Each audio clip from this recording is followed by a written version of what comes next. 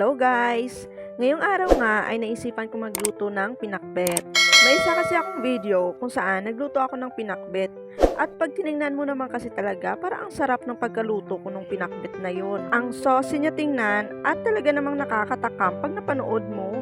Kaya na-activate ang craving ng ante ninyo. At ayan na nga, napaluto na ng pinakbet. So, pinrepare ko lang muna yung mga sangkap para tuloy-tuloy na ako mamaya sa pagluto.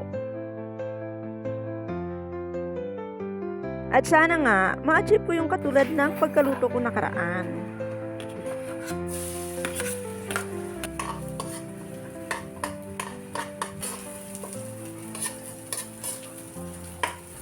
Nung bata-bata pa ako, ay hindi talaga ako mahilig sa pinakbet. Kasi, ayoko ng okra dahil madulas. Ayoko rin ng ampalaya dahil mapait. Hindi rin ako kumakain ng sitaw.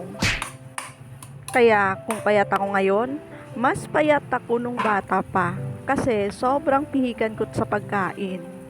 Pero buti na lang, habang tumatanda pala tayo nag-iiba din ang taste buds natin. Magugulat ka na lang na yung mga pagkain na ayaw mo dati ay nagugustuhan mo na ngayon. Sino sa inyo dito ang nakaka-relate? Aminin!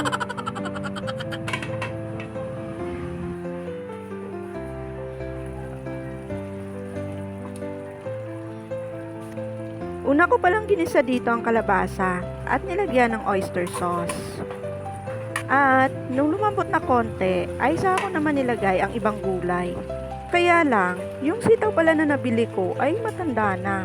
Kaya ang tagal lumambot. Kaya yung iba kong gulay ay lumambot na, pero yung sitaw ay matigas pa rin.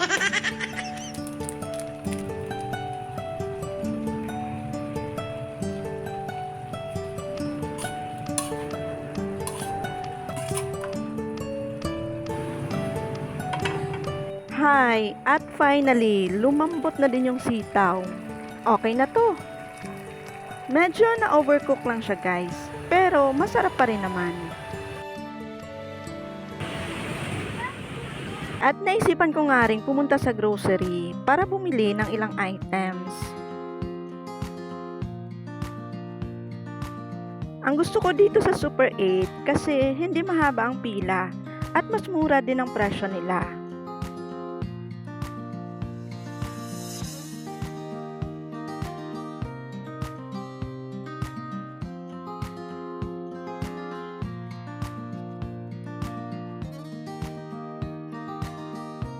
Bumili nga ako ng katol kasi medyo malamok sa cooking area namin. Medyo mahal ang off-lotion, kaya ito na lang.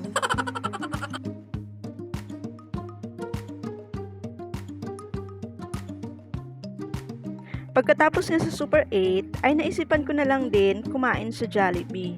Katapat lang kasi nito ang Jollibee.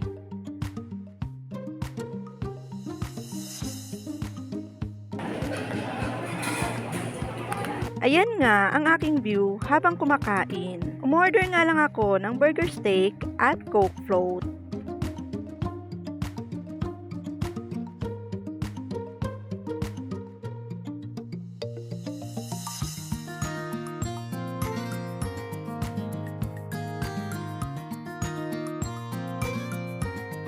Pagkatapos ko nga kumain ay uuwi na din ako.